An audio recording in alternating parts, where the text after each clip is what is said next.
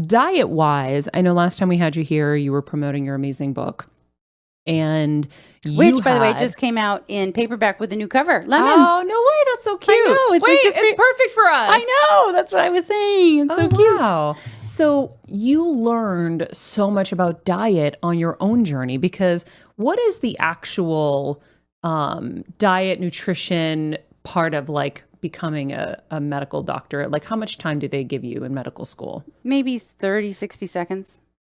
Perfect. Yeah. Mm-hmm. Krebs cycle. How do you make ATP? All right. And we're done. Wow. There was nothing. Not a word. So now you've learned so much studying for your patients, trying to educate them on what the best diet is. And it changed your diet too. It did. So I did a deep dive into nutritional science to write the chapters in my book about what to eat and what to avoid in order to maximally reduce the chances of getting breast cancer or of having a recurrence if you've already been diagnosed. And what I found it's not like I had to search hard. I just looked at everything out there, and it was so repetitive and so clear in rigorous scientific journals that are randomized controlled trials against placebo or longevity trials where they look at populations over decades and distill down commonalities amongst them and what led to less disease. There's so much, and it always came down to the same proven facts, and that is simply that the cellular response inside your body to consuming animal protein and animal fat skyrockets estrogen levels. Estrogen feeds and fuels 80% of all breast cancers. What? And it skyrockets growth hormone, in particular insulin-like growth factor, IGF-1. So this is the big daddy that runs around your whole body and screams at everything to grow. And we're grateful for that because we turn over a shocking 50 billion cells a day. So your stomach cell linings need replacing, your post-exercise muscles need repairing. So IGF-1 is around to do that. It makes children grow up to be adults. But what happens if you have an excess of this thing that screams at your cells to grow? Mm-hmm. Well, grow they will. Grow into atherosclerotic plaque that becomes heart disease and Alzheimer's and strokes, grows extra cells in the pancreas, causes burnout. You get diabetes, grows tumor cells in the breast and the prostate, grows those cells into the liver, into the lungs, so they metastasize. How do you get an excess of IGF-1? Because your brain's smart. It tells your liver how much to make for the day. The only way is to consume animal protein, and it skyrockets it. Plant protein doesn't change it. What about fish? That's an animal protein, and it will elevate it. Wow. Okay, so IGF-1, is that something that you can test your blood for to see your levels? Yes. And what should your levels be at? Don't know. Yeah, probably. I think around 30. When you get your blood levels, they would know if it was out of range anyway. Yeah, but you could ask for that test? Yeah, it varies by the lab what range of normal is. So a blanket number doesn't necessarily apply because it's to the lab, but it's also next to never tested by your typical Western doctor. They're not looking at IGF-1. So this is pretty fascinating. There's a group of people in Ecuador who have a disease called Laron syndrome. They can't use IGF-1. They don't have receptors. So they're all dwarfs because they don't grow. And no one in the history of the world with Laron syndrome has ever had diabetes. And no one in the history of the world with Laron syndrome has ever had breast cancer or any cancer ever, except one woman who had an ovarian cancer. Like, that's it. Wow. So that's how important of an ingredient IGF-1 is into the disease-making process. So question, if that's the estrogen, right, that's making it grow.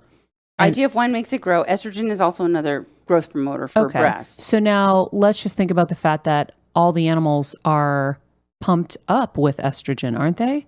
Don't they? What is the hormone that they use to... Zeranol. So all of your conventionally raised cattle, which is 95% of the cattle in the United States, get this pellet shoved behind their ear called Zeranol, which is literally the world's most powerful estrogen lookalike, synthetic estrogen.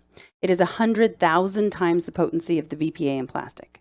So anybody worried about the BPA in their plastic water bottle while they eat a hamburger from In-N-Out or wherever just doesn't have their facts. Wow. Because that Zeranol makes that cow grow fat fast. It only has 18 months to become 1,700 pounds before slaughter time.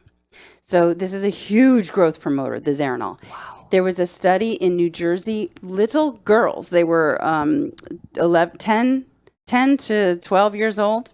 There were 174 girls. They tested their urine, and every single one of them that had meat the night before had Zeranol in their urine. Wow. So That's why they're developing earlier too. Yes. And Well, so this is interesting. Yes, I think this beef and Zeranol connection is a large reason for precocious puberty. We're getting our periods Yeah. and developing younger. But way, way back in 1981, okay, so we're talking almost 40 years ago, boys and girls in Milan, Italy started sprouting breasts, and they tracked it back to the Zeranol in meat. And in 1987, France and Italy and all of the EU, they called the EEC back then, but now the EU, banned the importation of all beef from America and Canada. And that ban is in place today because we still use Zeranol freely. wow. And they figured that out 40 years ago, that it was a danger to human health and caused precocious puberty. And so what are their statistics for cancers like that? That's an excellent. They have actually so many other bad behaviors thanks to our influence that the breast cancer rates are still high. Got it. So, okay. So one last question before you get to the rest of this about IGF-1, because I'm so fascinated by it. When you're doing IVF, you're pumping yourself with all kinds of hormones. Estrogen's one of them, right? Yes. To You have about create 10 more times. eggs. Yes, you'd have about 10 times the level that you naturally would when you're going through IVF. Thankfully, there have been over 55 excellent studies looking at all of the fertility meds in their various forms, including IVF, and there's no bump in breast cancer because of the IVF. Now, that hormone injection, though, might spur the development of a cancer that's already in your breast. Yeah. So it will show up now in the next few years instead of maybe 7 years from now. Yeah, So like mine, I think that's what grew my tumor so quickly, was because it was in that time frame I was doing IVF cycles, and it just shot right, up. right. Which, so it didn't cause it, but Yeah, it brought it to attention sooner. It was there, Right. and it just grew. Right. Wow. Okay, so IGF-1, that's actually really good to know. I'm going to find somebody that can do that test for my mom and I and see where we're at. Yes, it's a great test to monitor. And the best way to reduce it is to not eat animal protein. Right. So Wow. if you look at this battle inside your body, the estrogen, the IGF-1, then together start setting the landscape of inflammation and free radical damage. And angiogenesis, the creation of new blood vessels, which tumors all require in order to bring their nutrients, and then they create their exit strategy. You end up in this state of what's called oxidative stress. So oxidants tear things down and cause damage. And the only way to quell that damage is to provide antioxidants. And the only place we get them on planet Earth is plants, fruits, vegetables, lentils, beans, peas, nuts, legumes. Huh. So my research was so clear to me that after 3 straight weeks of reading study after study showing that you can literally reverse coronary artery disease. Dean Ornish published it in The Lancet in 1990, 30 years ago. We knew that you could not only slow down or stop, but actually reverse end-stage coronary artery disease. People who'd had too many bypasses, they're on every med we had, there was no more hope, they're sent home in wheelchairs on oxygen, go to a plant-based diet, exercise every day, some other healthy lifestyle behaviors like meditation and social support, ding, ding, ding. And a year later, he did a trial. He randomized it. Half the people stayed on meds. The other half did this intervention of plant-based and exercise, etc. A year later, they came back, and he had done angiograms showing barely any blood getting through. 82% of the intervention group had their arteries either wide open or wider open, where everybody else in the other group, if they came back because they weren't dead, they had worse disease. This was the #1 killer of you and everybody you love on planet Earth, and we had the cure 30 years ago. No one ever should have died of a heart attack since that day. But that study made a big dink into the ocean. Nothing. Heard nothing. I went to medical school in 1992. You know when I read about that study? 2.5 years ago when I wrote my book and I found it. Yeah. Well, isn't that because at the end of the day, that doesn't benefit the pharmaceutical companies, and they're the loudest. So they're the ones with the ads on TV. For someone to have to find that, they have to be digging, and they're already in the situation. And then they have to have the discipline, because right now we're at a place where discipline levels, I feel like, are lower because it's so much easier to take a pill. right? So everyone wants a pill. Let me Right. just take the pill so I can keep moving, keep working, keep doing all my things, rather than realizing that there are things like this out there where let food be thy medicine. Absolutely. And it's not only the pharmaceutical industries, because obviously they make bank off of illness, but it's the agriculture industry, big beef, Oh, big yeah. dairy, big chicken, big, it's all big money. Mm-hmm. And And they're the ones who have power to help elect presidents. And so everything just, wait, aren't they going to deregulate the USDA now too? I read that. No, I think that was one of the things where I was like, oh, okay, really? So Trump is going to, can you guys look it up really quick? Supposedly Trump is about to sign something that will allow the USDA to just, or the farmers to do whatever they want. you have to realize that the USDA, They already kind of are, but the USDA is responsible for two things that are in conflict with one another. They are the organization that tells us that magical food plate of what is allegedly super healthy and a perfect diet and what all Americans should strive to eat. That same USDA is responsible for keeping big beef and big dairy and all the, farming and agriculture industry happy. So if what the agriculture industry is creating, Zeranol injected meat, is in direct conflict with our food plate, guess who wins? The guy with the money. Yeah. So we're all becoming vegetarians. Perfect. Vegetarian or vegan. I can scare you through your milk and your eggs too, but it's not really about scare. It's about ultimate health and about so the milk, for example. How do you make milk? Think about humans. They make milk when they just had a baby. Yeah. But cows, how interesting. They make milk 24/7 every day of the year. How do you think they do that? They are injected with so much stuff to produce Hormones lactation to make it seem like that they're pregnant. that then they are pregnant. So they always are, they get like a 3-month break. They're still stuffed with the hormones during the 3 months, but they have a calf and then they immediately 3 months later get inseminated again. So they're always pregnant and they're always getting the hormone injections, not to mention the antibiotics and the pesticides and the GMO feed. And these are actually GMO cows, right? They're genetically modified. They didn't exist 100 years ago. It's a whole new breed meant to be bigger and fatter and making more milk. And it's not healthy and it's not normal. It's also, interestingly, not normal to consume milk and cheese and butter and yogurt and all of that back as a evolutionary perspective. So milk is so interesting. 80% of the protein in there is casein. When casein hits your stomach, it becomes casomorphine. Just like that sounds, it goes straight to the heroin receptor, the opioid receptors in your brain. And with 1/10 of the signaling capacity of heroin, it makes you say, give me more of that, which is why most Americans are obsessed with cheese and pizza. Yeah. When you ask a vegan, like, what was the hardest part about giving up meat and dairy? Cheese. That is the answer every time. Yeah. Cheese. So what it is about, like a baby, when a mom walks in the room, right? And the baby, vroom, eyes straight on mom. And the mom thinks, oh, my baby knows me and loves me. You're the drug dealer, mama. Your baby's just looking for the drugs. Wow. But our milk is natural, though, because we're not the cows being injected. Oh, the casein, the casein is the same. Oh, milk is got milk. it. But milk has its properties. It has immune function and it keeps you fat and it keeps the baby growing. But you're not supposed to drink it forever. That's why basically every single African American is lactose intolerant and 65% of all people are. Yeah. Milk was not, if we were made to drink milk, we wouldn't be so intolerant of lactose. Yeah. I've just recently realized how horribly allergic I am. Can't breathe. Oh, really? Like, can't breathe. I had yogurt the other night and literally suffered all night with my inhaler attached to my mouth. Well, I'm frankly not surprised. I've taken many a person off of dairy. They're there for their breasts, but then they'll mention something about like more acne than they've ever had, or some rheumatoid arthritis issues, etc. And I'll say, you know what, do me a favor, just do 3 weeks off dairy. I don't do the whole. I don't go crazy vegan on them all at once. Kinda steps. Yes, little baby steps.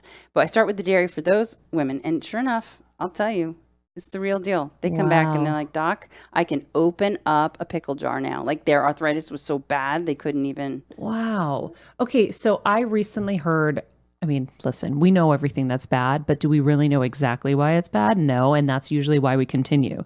So Diet Coke. I recently heard that when it hits your stomach, it turns into formaldehyde. Do you know anything about what Diet Coke does to the body?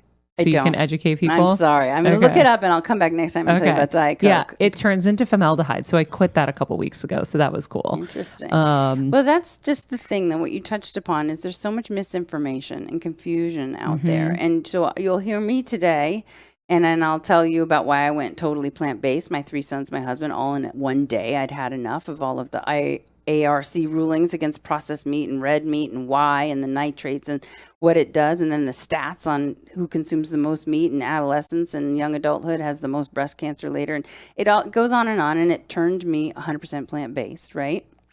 So you may be listening now and go like, you know what? That's making sense. Maybe you'll get my book and read some more about it and just be totally on board until, boom, you turn on the radio and someone else is talking about all the benefits of keto, paleo, little resurrection of those South Beach Atkins days, right?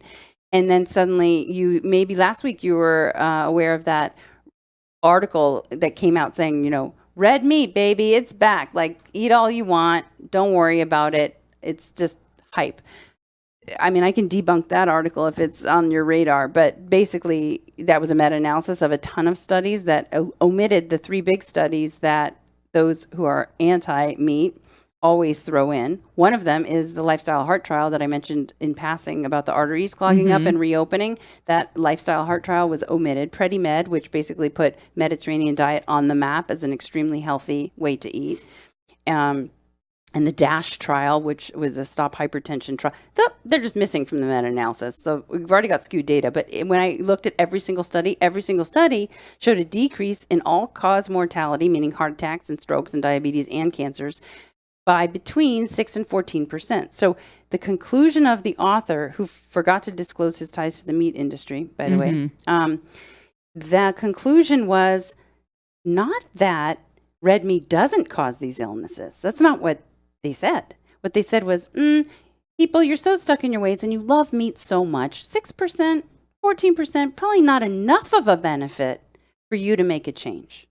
That's what the true study but the headline is all anybody sees because most people aren't going to read the whole thing. Nor are they going to get into the nitty-gritty of the article. Or do the research, because how would you find out all of that? That would take a lot of work. And you have to really care. You just got a verification that your bad habits have good news. Yeah. I'll take it, baby. Yeah. Bring on the bacon. So it's very sad. It should be outlawed. There should be penalties and fines that stop people from publishing articles that lead to health damaging, life ravaging lifestyle behaviors. This isn't fair. It's not kind. People shouldn't have to be their own MD. They're busy being whatever occupation and mother and wife or whatever they've chosen to be in life.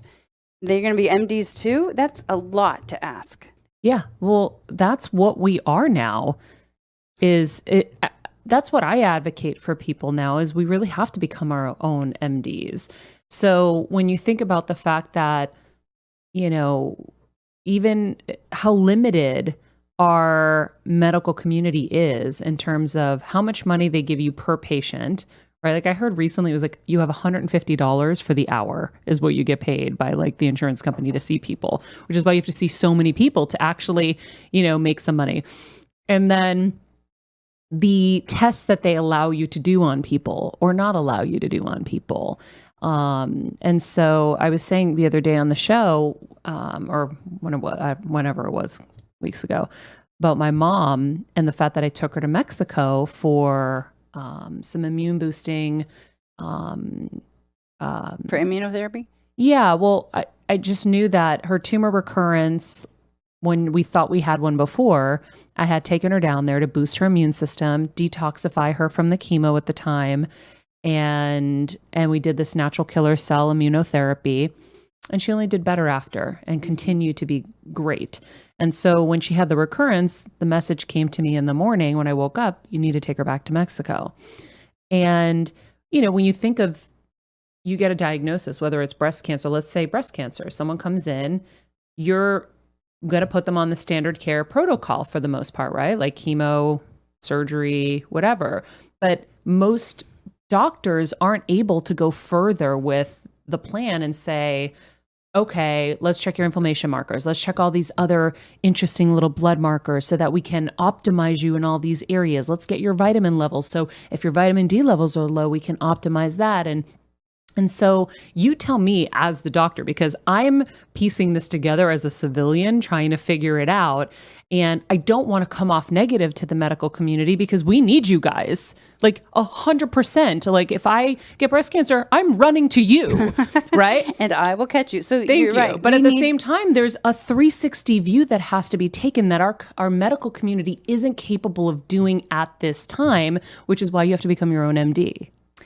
You do. You're right. What we need is complementary medicine, right? It's not alternative. It's not one or the other. Yeah. So if you run to me, we talk through breast cancer comes in 21 flavors. So not all of it needs every missile we can throw at it, right? Not some people can get away with just surgery, lumpectomy, keep the breast. You don't even need radiation or any other treatments based on your age and the cancer tumor characteristics, et cetera. Then you can go to the opposite extreme and we need you on chemotherapy before surgery and then mastectomy and then radiation and then we hit you with anti-estrogens, and that statistically has been proven to lead to that person's best chances at cure. That may be the path she wants to pursue. But you're right, what's missing is particularly the aftercare. A lot of the interventions you would do in an effort to decrease inflammation are going to actually combat the effectiveness of the drugs we throw at you. So it's usually got to be separated. But then afterwards, so many patients come to me, and actually it's why I wrote the book.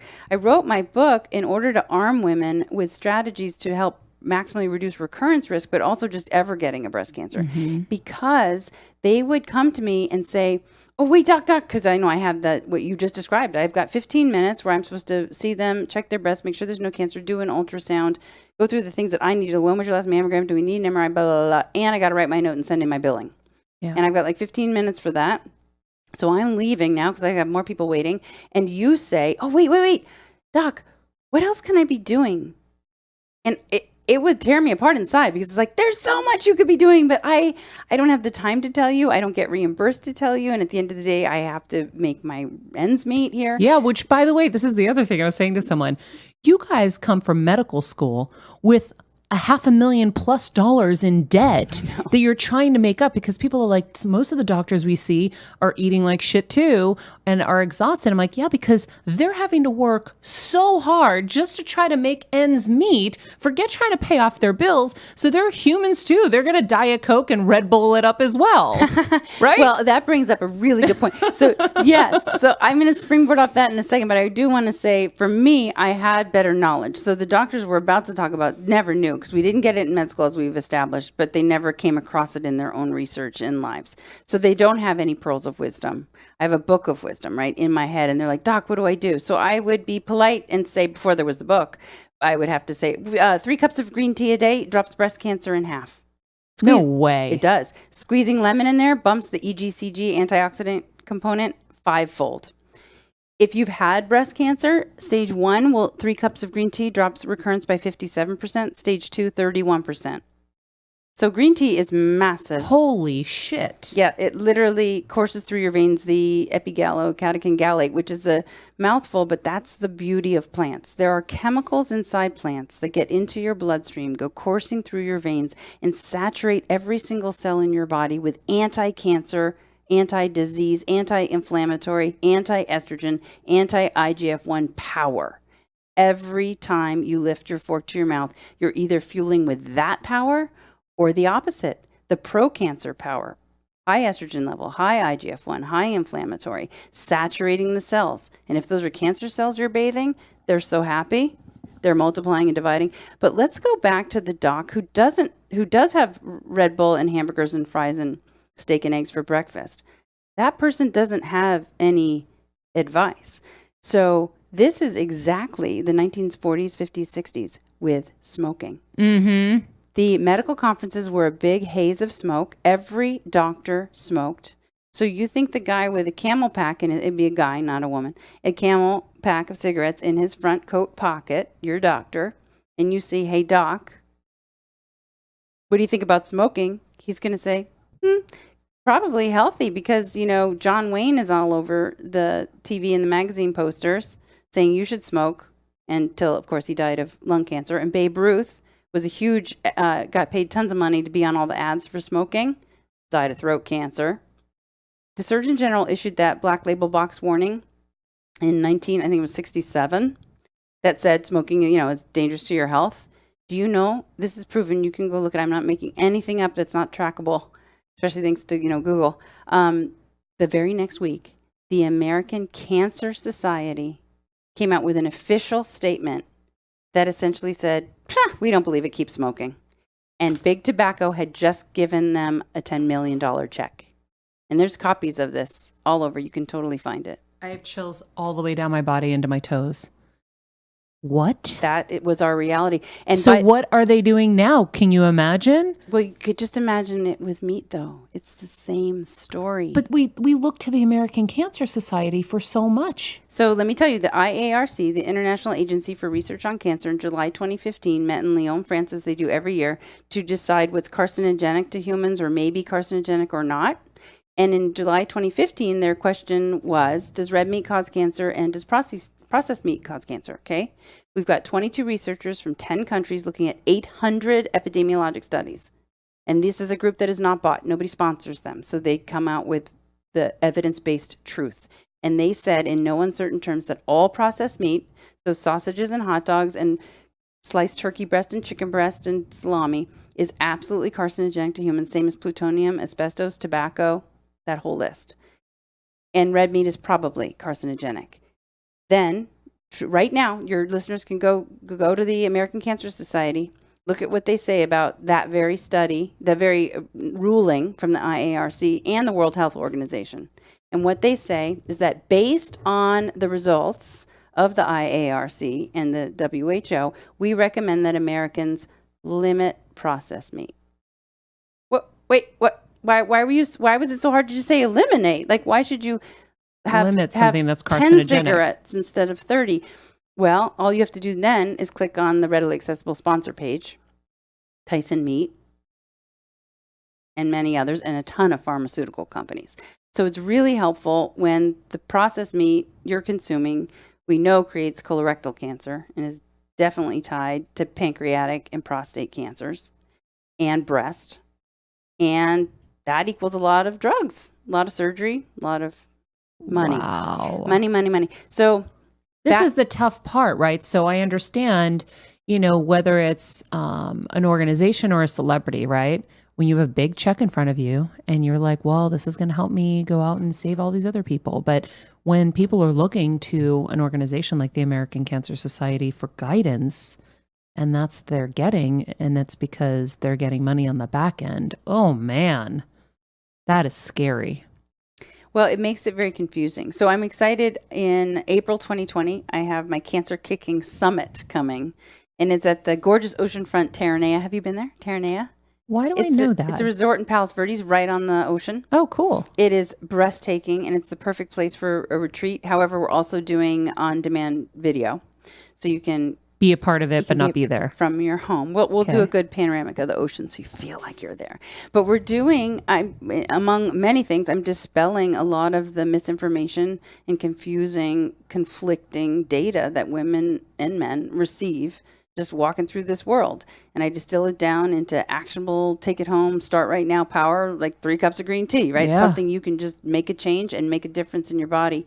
But it's bigger than that. It's a huge unshackling of mind blocks. I spend a lot of time talking about mindset and why you think the way you think and why you've gotten stuck, whether it's stuck in an eating pattern or a sedentary pattern or a marriage pattern or a stress. Like, why are we the way we are? And it begins in your mind. And your experience of life is just one continuous stream of thoughts, right? So let's capture those thoughts and analyze them and change them as needed to unshackle your mind and open you up to more possibilities for you.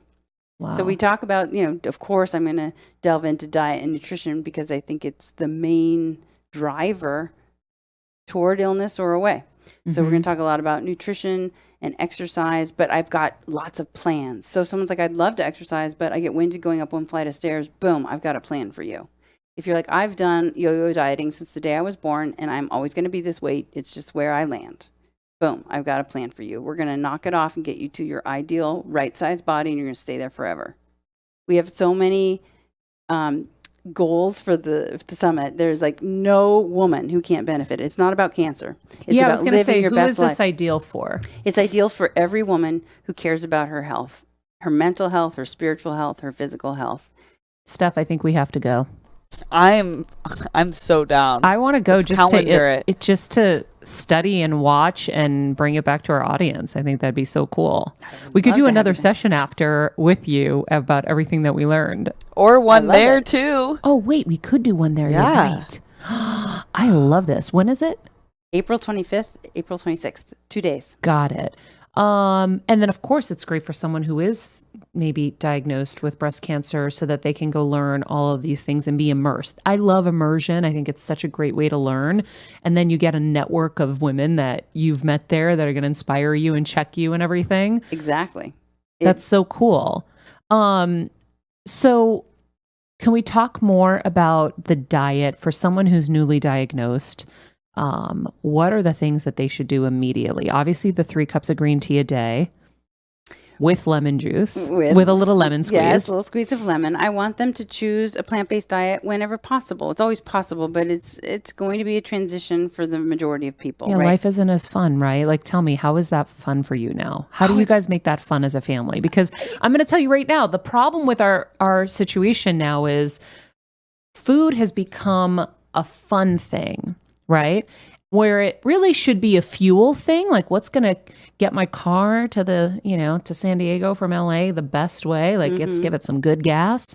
And let's do all of the tune-ups and the maintenance and all of this stuff. We treat our cars so much better than we treat ourselves for the most part. Right. It's true. But I feel like for humans, our entertainment really is food. And so if I'm going to go into Chili's and all I can eat is the broccoli, I'm going to hang myself probably. Oh, no, please So don't. I want to know, how have you guys made it fun? And then we'll get to the rest of the diet things. I'm just being real. Right. We've made it really fun. You can go through a period, what I call using a lot of transition foods. Like, because even Burger King figured this out. We're headed toward plant-based for the safety of the planet, right? If I focus on people's health and my gateway to them is through their breasts. But the reality of needing to eat plant-based, it goes way beyond our own health. The planet will be gone, right? Animal agriculture is the number one contributor to climate change and planet destruction, let alone talking about animal cruelty.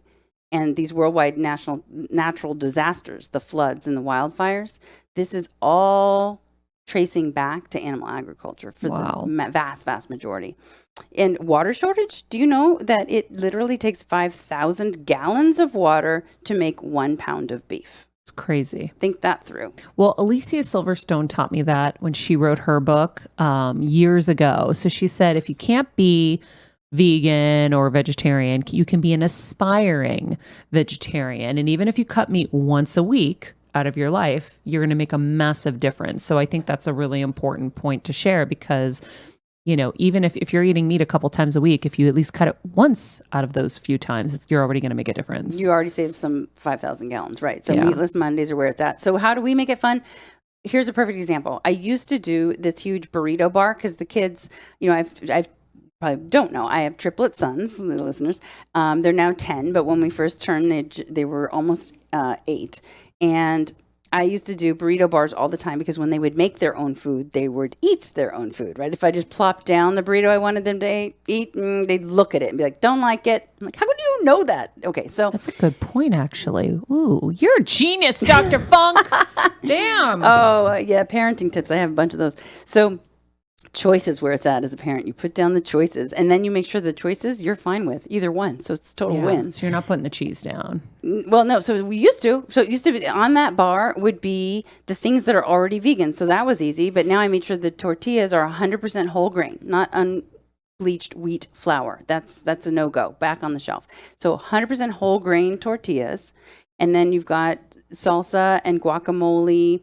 And I put some vegetables out, some black beans, some refried beans, right? So that's a great spread. But what used to be there was maybe ground turkey or sliced chicken, like a fajita thing, and then cheese, and then sour cream. So those were the meat and dairy components. But there are subs for all of that now. Yeah.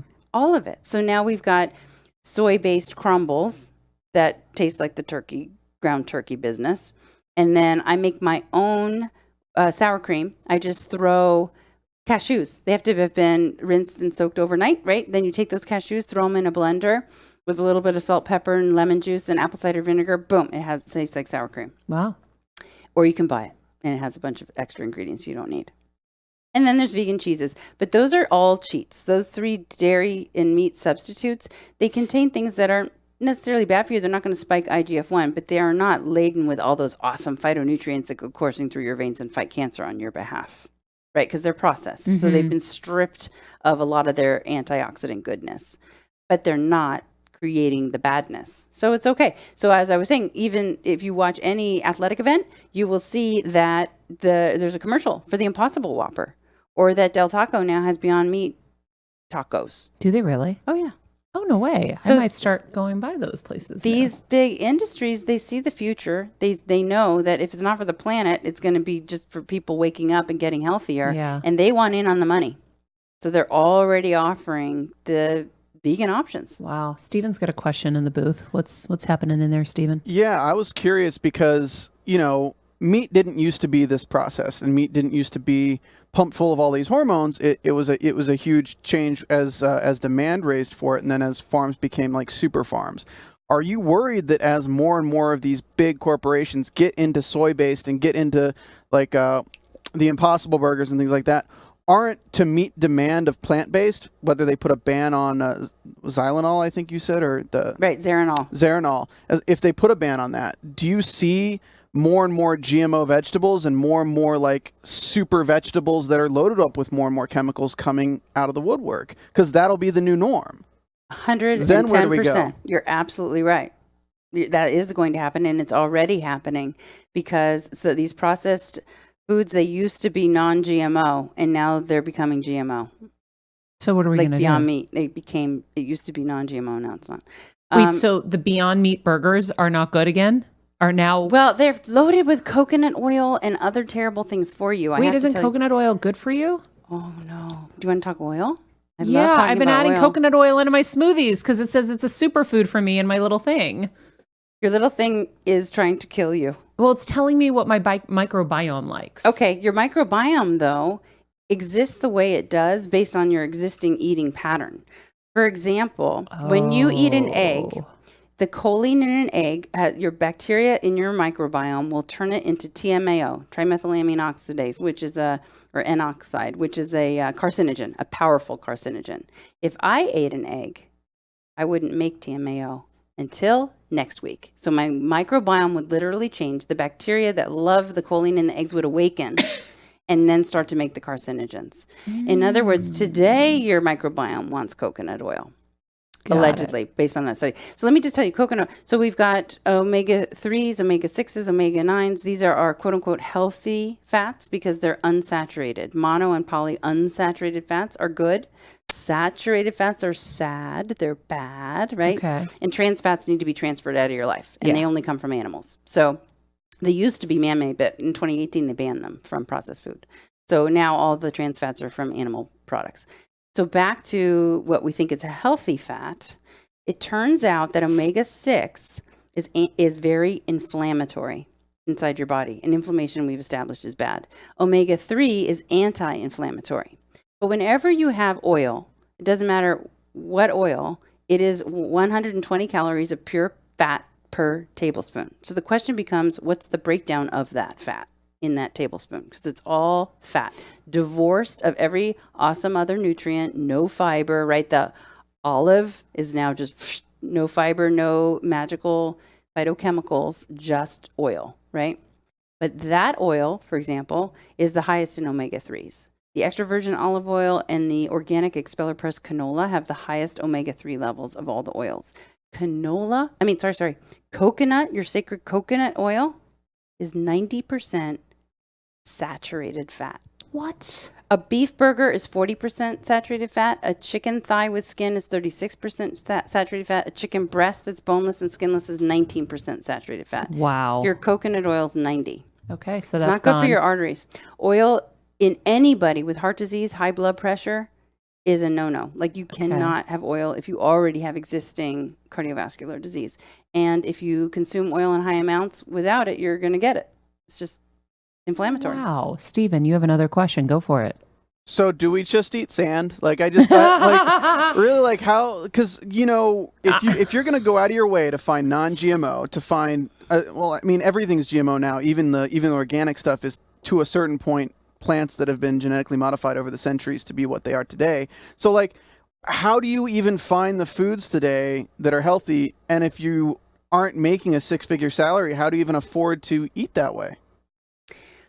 Well, here's the good news. So if you can afford to eat that way, of course, choosing locally grown and organic is always going to be superior because of the, not a lack of, but the minimization of pesticides and herbicides, et cetera. It's never zero.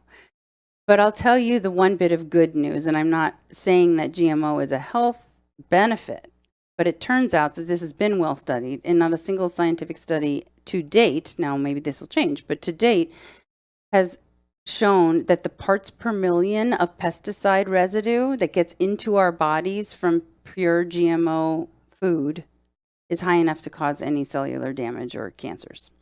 So the only cancer association that has yet to be shown between pesticides and herbicides and, Ralgro and all that is lymphoma in the workers who are around it and breathing it all day long. So we could switch to a fully plant-based GMO diet. You could, and that would be so much better for you than a meat and dairy diet, plus or minus GMO organic. So when you say switch over to a plant GMO, I'm going to Ralph's. Are you just saying that everything at Ralph's, all the food that's grown and sold in Ralph's is GMO? No, they have organic is not GMO. Yeah. It's not. Okay. So you're saying if it doesn't say organic, it's probably GMO by now. Yes. Got it. Well, And the problem with GMO isn't that the food is genetically modified. So speaking back to Steven, when you said we're all going to eat GMO super carrots, it's not the genetic modification of the carrot seed that made it a super carrot that is a problem to your body. Got it. What GMO implies, the negative connotation that what you really mean is it's saturated with pesticides and herbicides, and it was modified to resist the pesticides so that dumping of cancer-causing agents onto the crops killed the bugs, right? But didn't kill the seed. So being pesticide resistant as a seed doesn't make a bad carrot. I actually wonder if that would actually be better for us, because if it's pesticide resistant, imagine, couldn't it be cancer resistant? I don't know. Just putting it out there. Well, we Wouldn't don't that know be of nice? any asparagus with cancer, so I'm not sure it's fighting off. Well, like, honestly, I think that's the biggest disconnect for me, right? Is because I honestly, I really enjoy this interview with you because it's nice to have super scientific things on this show. Like, I'm the skeptic of here. Mm-hmm. So this is really great for me. And as somebody who always hears people throw out the word GMO, I'm like, genetically modified. I'm like, everything is genetically modified. Like, humans are genetically modified. We've been bred into a certain where we are today. So to hear you say that it's the pesticides themselves that people are talking about, not the actual fact of the genes of the vegetables and the genes of these things, I think that's really an interesting difference that people don't really say, that kind of turns people like me off from everyone who's like non-GMO. Like, I just kind of scoff at that sometimes. Yeah. But it makes a lot more sense now. Right. So crazy. So There's so much. I want to just rattle off some foods that might just get your taste buds going, because I don't live in any kind of prison food wise, like culinary wise, and especially for listeners in LA and New York and major cities with a ton of plant-based restaurants, go tantalize your taste buds there. Now, granted, restaurants have you coming back and back because of the salt, oil, and sugar, all vegan ingredients, but that are, addictive and delicious. But when you're transitioning, still, it's better. It's better than everything else you were eating. You're going from a C- to a B+, and I'm excited. Yeah. Now, but for breakfast, I will blend up a ton of soy milk and berries with 2 fistfuls of arugula, put in some turmeric and a little pepper to get my anti-cancer action going on in there, with flax seeds, which is a great source of omega-3, highest concentrated source of omega-3 fatty acids, the healthy ones on the planet, and lignans, which are anti-estrogens. Most potent source on the planet. So flax. So there's 3 things I get in my body every day. Half a cup of raw broccoli. I can tell you why, but 2 to 3 servings of soy. I've already had my tofu today in a scrambled So soy burrito. is good? Oh yeah, we can debunk that for you. So I cut soy out years ago. I It was did too. bad. I did Okay, too. And that's good. it's not only good, it's so anti-carcinogenic that you should be consuming 2 to 3 servings a day. Okay. And then 1 to 2 tablespoons of ground flax seeds a day. So those you're are my using 3 soy must-goes. milk as your base, I am. Organic soy milk. not almond milk. Not almond, because there's only so many calories I'm going to put in my body every day. Got it. So we have some almond milk. Occasionally I'll let, like today, Sebastian's really excited. He's going to make a chocolate cake, and you put almond milk in that one, right? Got Like it. it's just, so I have some, but I'll always choose the soy because it has such amazing health benefits over the almond milk, over the Wow. hemp milk. I just heard over so the- many bad things about soy over the years that anytime a friend is buying coffee and they're like, soy milk, I'm like, no, don't do it. You might die from this one coffee with soy milk. Okay, I may have been responsible for your thinking, because I may have even told you as I saw you over the years. Until I wrote my book, I told every patient worried about breast cancer to avoid soy. The only thing I knew about soy was that it was high in phytoestrogens, plant-based estrogens like genistein. And I'm like, you don't know what that soy milk, that estrogen, phytoestrogen is doing in your body, because again, 80% of all breast cancers are fed and fueled by estrogen. Do you really think that receptor on the cancer cell is so discriminating that it cares whether that estrogen molecule came from a plant or your ovary? Like, just spit the miso out of your mouth. You're done today. I literally said that for 18 years as a breast cancer surgeon. Went into the science again to write my book to prove, because every fact in the book is backed by reference, 80 pages of over 1,600 references. So I went in simply to pull the science that proved why you should spit the miso out.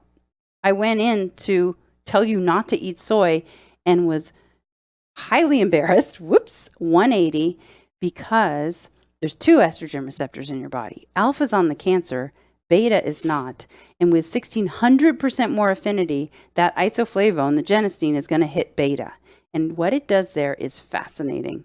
It knocks alpha out, so you actually get rid of the receptor on the cells, so the cancer doesn't have its estrogen fuel anymore. Wow. And it goes out into your periphery where you have fat cells. Everywhere there's a fat cell, there's an enzyme called aromatase that's churning testosterone and other adrenal gland hormones into estrogen. It knocks aromatase out, so you can't do the conversion. So it actually decreases your estrogen level. Wow. So if that's all true, then people who consume a lot of soy versus little soy should have less breast cancer. And there were 3 huge human studies. Human is the key, because we were a little different in the mouse studies. So Yeah. prior to 2009, there were no human studies in soy. And the rats and the mice, like 10% of the time, if they had a breast cancer grafted to them and they were fed a bunch of soy, the tumor would grow. So we were like, oh, there you go. See, soy's bad. But that we're not humans, right? I mean, we are humans, actually. We're not mice. Mice, yeah, are not humans. And so the human studies show there were 3 really big ones that showed a 56 to 58% drop in getting breast cancer for high soy consumption. What? Then, until 2009, we weren't sure if it was safe to consume soy as a breast cancer thriver. So they had 5,000 women on tamoxifen with having had breast cancer, high versus low consumption, 60% less recurrence, 29% less death. Wow. And there's 3 more cancer studies just like that with the same stats. So long story short, Soy is good. soy is good. So now I have almond milk in my fridge, coconut milk. I'm going to add soy milk, and that's going to be my new thing. I'm just going to do soy milk and some almond milk here and there. Yeah. Okay. And I'm removing the coconut oil. I do the flaxseed. But the other thing I learned is that milk cancels out iron. So when you're putting in spinach or anything like that in your smoothie, it cancels out the iron. The iron absorption? Yeah. You mean a plant-based milk will cancel out the iron absorption, or a dairy milk? Any kind of milk I had heard. Maybe I'm not 100% clear on it. So a soy milk isn't going to cancel out the iron. Not that I know of, but I have not researched that specifically. But Okay. I will put that in my to-do list. Yeah, because that's the next thing. So I started taking out the spinach from my smoothie. I'm like, if it's not going to help me absorb it, then I might as well take it out. But that's the next thing I want to figure out. Okay, so what else diet-wise should people do if they're dealing with breast cancer right now? So I mentioned broccoli. Of all of the foods that you can consume, the cruciferous vegetable family, so broccoli and kale, arugula, cauliflower, Brussels sprouts, have these very powerful phytochemicals called isothiocyanates that literally seek out and destroy cancer cells and cause them to kill themselves. We have a fancy word called apoptosis, but it's Yeah. cancer cell suicide. And there is this is so fascinating. There's an enzyme in your broccoli called myrosinase that converts the isothiocyanate into the most powerful chemical we've ever uncovered called sulforaphane. But if you cook or roast your broccoli, you destroy the enzyme, so you never get to the sulforaphane. So you have to eat it raw. So you eat it raw or lightly steamed. Or if you're like, no, there's no way, because my favorite thing on planet Earth is roasted broccoli, which it happens to actually be mine. So now all I do is roast the broccoli and cut up some raw florets and throw it in there, and I have my enzyme back. So I'm still converting all of the roasted isothiocyanates into the amazing sulforaphane because I got my enzyme. The other thing that has the enzyme. Wait, so you're just mustard. saying you're blending cooked and raw? I don't blend it. I mean, I blend them. I not in a blender. mix them, yeah. I just add some raw on there. So I'm throwing enzyme basically right onto my roasted broccoli, and I'm good. I get all the benefits. Without eating the raw? No, you have to eat the raw. Oh, okay. But Got it. it's just a little bit. You just chop it up and put it in there. Okay. I don't mind it. The other thing is mustard powder. So mustard seeds come from this same cruciferous family, and when you grind them, you make the mustard powder, and they maintain their myrosinase. So a study showed just a pinch of the mustard powder on your otherwise cooked cruciferous vegetable will get you back to that green cape superhero wearing sulforaphane. Wow. And I feel like a lot of these diet things apply to all cancers.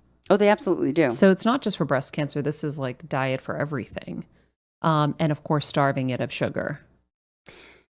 Sugar is, it's cancer fuel, but it's also your own body's fuel, right? Your brain works best on glucose. So you can't starve your body, but what you want to be consuming is sugar in the form it was birthed in. So whole fruit, the best source of all will be berries. Mm-hmm. And you don't want to fear whole fruit. Even if you're diabetic, you shouldn't fear whole fruit. It comes inextricably tied to the fiber and all of those other nutrients. And studies have shown they do blood draws, they test the glucose and the insulin. And when you eat whole fruit, you're not getting spikes the way you would from juice, again, divorced from the fiber. But just eating whole food fruit is not going to fuel a cancer with sugar. Okay.